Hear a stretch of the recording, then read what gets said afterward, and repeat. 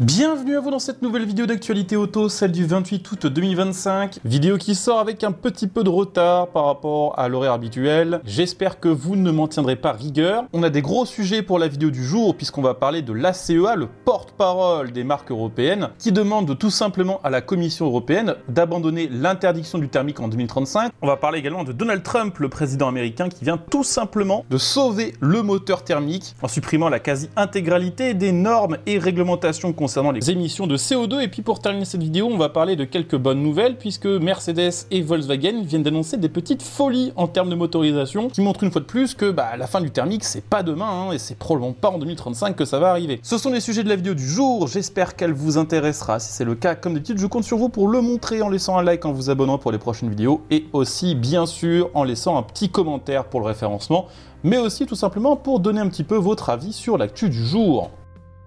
Je vous le disais, on va commencer cette vidéo avec du très lourd. On va parler de l'Association des constructeurs européens automobiles, l'ACEA, qui est, pour faire très simple, le porte-parole des marques européennes. L'ACEA qui a adressé un courrier à la présidente de la Commission européenne, Ursula von der Leyen, pour demander un assouplissement des objectifs climatiques fixés par l'Union européenne concernant le secteur automobile. Selon l'ACEA, les cibles actuelles de réduction des émissions de CO2 pour 2030 et 2035 ne sont plus réalistes et ne sont tout simplement plus atteignables.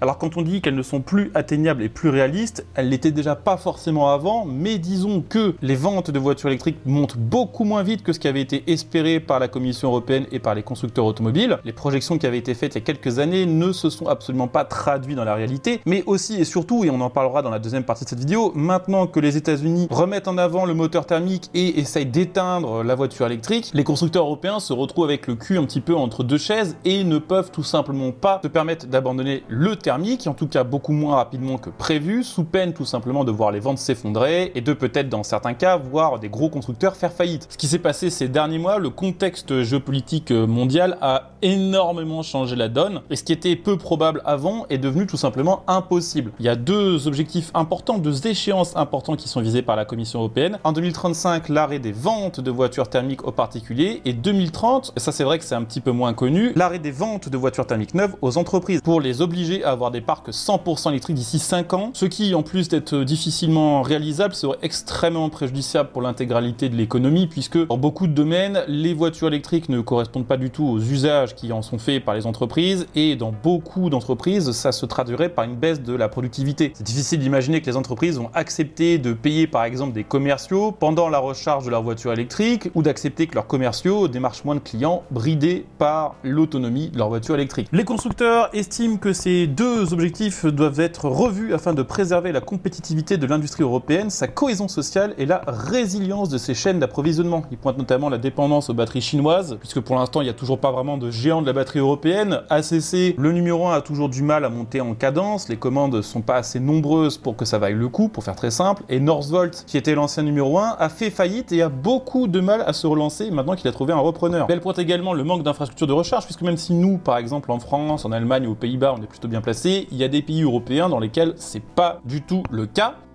Malgré des investissements annoncés de plus de 250 milliards d'euros d'ici 2030 et le lancement de centaines de modèles électriques, la transition progresse plus lentement que prévu. Les voitures électriques n'ont représenté que 15,6% des ventes neuves au premier semestre 2025, toujours d'après le courrier de la CEA, contre 34,8% pour les hybrides et 37,8% pour les modèles 100% thermiques. À l'approche de la prochaine réunion du dialogue stratégique sur l'avenir automobile, prévue pour le 12 septembre, c'est un peu, on va dire, le chapitre 1 de la commission de revoyure de tout ce projet de la fin du thermique, la CEA appelle à davantage de flexibilité et à une approche dite de neutralité technologique, permettant de prendre en compte non seulement les voitures électriques, mais aussi les hybrides rechargeables, les moteurs thermiques optimisés et les carburants décarbonés ou synthétiques. Elle réclame également que les efforts réalisés dans la fabrication des véhicules soient intégrés au calcul des émissions. Ça, c'est l'un des gros problèmes de la norme CAFE, sur laquelle j'ai fait une vidéo complète. Je vous mettrai le lien en commentaire épinglé si vous voulez tout savoir sur ces normes et leur fonctionnement.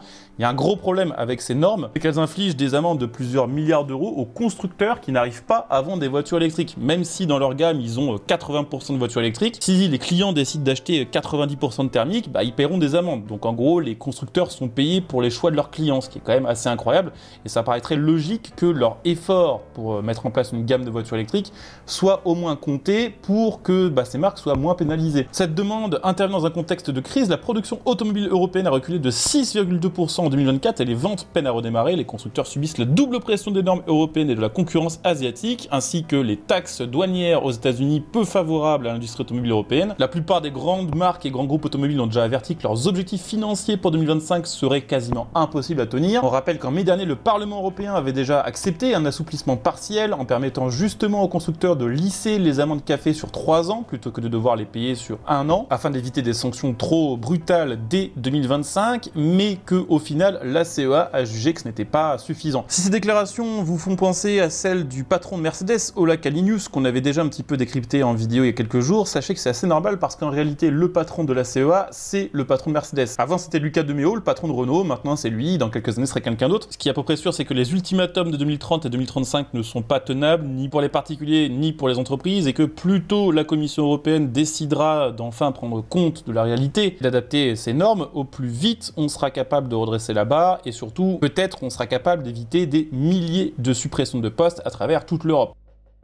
Alors un petit peu sur le même sujet, je voulais vous parler de ce qui se passe un petit peu aux États-Unis. Ça concerne les normes café justement qu'on vient de mentionner, qui sont présentes dans l'Union européenne, mais qui sont également présentes aux États-Unis, enfin qui l'étaient jusqu'à aujourd'hui, puisque c'est officiel. L'administration du président Trump vient tout simplement de mettre fin aux réglementations café sur les véhicules thermiques. C'était une norme qui était en place depuis 1975. Faut quand même un peu se rendre compte du truc, hein. Ça fait 50 ans que cette norme elle est en place. Donald Trump, ça fait 6 mois qu'il est président, il l'a supprimée. Ces normes café faisaient encourir des amendes de 14 milliards de dollars pour les constructeurs américains d'ici 2031. Encore une fois, je vous invite à aller voir la vidéo sur les normes café si vous voulez savoir un petit peu comment ça fonctionne. Ce qu'il faut retenir, ce qui est important, c'est que l'administration de Trump, en supprimant tout simplement ces normes, vient de privilégier vraiment officiellement et de manière assez majeure quand même la production de véhicules thermiques. Désormais donc, les constructeurs ne sont plus exposés à des amendes pour non-respect des standards d'efficacité énergétique, qui veut dire que si demain un constructeur a envie de faire une citadine équipée d'un moteur V8 de 10 litres qui consomme 40 litres au 100, il n'y a absolument rien qui pourra l'en empêcher, ni financièrement, ni on va dire juridiquement. Donc pour résumer la situation, on a une industrie européenne automobile qui est en train de crever, qui a déjà du mal à écouler ses 4 cylindres ou ses 3 cylindres d'un litre 2 sous peine d'amende, est quasiment obligée de refourguer ses voitures électriques pour les éviter, et est en train de crever en partie à cause de toute cette transition. Et de l'autre côté, on a les États-Unis qui reviennent un petit peu à l'âge de pierre, où tout est permis et où il n'y a plus aucun contrôle. À vous de me donner votre avis en commentaire. Je pense qu'il serait raisonnable de dire qu'il y a un juste milieu qui doit être trouvé. Ce qu'il faut bien se dire, c'est que tous les petits grammes de CO2 qu'on va économiser en Europe contre des milliers d'emplois qui vont être perdus, ils vont de toute façon être complètement annulés par le surplus de CO2 que va générer les futures voitures américaines. Bah tiens, pendant qu'on parle un petit peu de gros moteurs, je voulais aussi vous partager quelques bonnes petites nouvelles qui concernent les voitures européennes, puisque Mercedes-AMG, qui ne croit vraiment plus en la fin du thermique, vient d'annoncer des nouveaux moteurs V8 qui sortiront pour fin 2027. V8 qui sera hybridé, qui sera de 4 litres de cylindrée et qui sera biturbo. Il succédera au M178 qui était déjà présent actuellement sur l'AMG GT Black Series et qui délivrait déjà 720 chevaux. Ce nouveau V8 sera plus puissant, c'est ce que confirme et garantit Mercedes, et sera conçu pour respecter les normes Euro 7. Donc clairement, si Mercedes investit autant pour un nouveau bloc V8 qui ne sortira que dans 2 ans, c'est qu'elle pense, ou peut-être même qu'elle sait qu'elle aura le droit de le commercialiser après 2035, sinon il y a quand même assez peu de chances que ce soit une opération vraiment gagnante, surtout sur des moteurs, on va dire, un petit peu niche comme ça. En parallèle, le V8 actuel continue sa carrière, c'est ce que Michael Schieb, le directeur de Mercedes-AMG, confirme, qui est quand même, on rappelle, le champion du retournage de veste, parce qu'il y a quelques mois, il annonçait que Mercedes-AMG allait devenir une marque 100% électrique et que ses clients le plébiscitaient, notamment parce que d'après lui, ses clients venaient chez Mercedes non pas pour les V8, mais pour la technologie embarquée des véhicules, pour au final nous déclarer il y a quelques jours à peine que la demande pour des moteurs thermiques V8 chez Mercedes-AMG était toujours très très forte. D'ailleurs, l'autre bonne nouvelle dans la bonne nouvelle, c'est qu'on a appris également que le V12 AMG de 6 litres allait conserver sa place, notamment sur les grosses versions de la Mercedes Classe S. Et puis bon, pour terminer avec une autre bonne nouvelle, ou en tout cas pour montrer quand même que globalement la fin du thermique c'est pas pour demain, Volkswagen vient d'annoncer que sa prochaine génération de Golf R aurait non pas un moteur 4 cylindres comme la génération actuelle, mais bel et bien le moteur 5 cylindres de l'Audi RS3. C'est assez fou parce que on est dans une période pendant laquelle les constructeurs essayent de supprimer de la cylindrée, de supprimer des cylindres et c'est assez fou de voir Volkswagen faire l'inverse. Alors,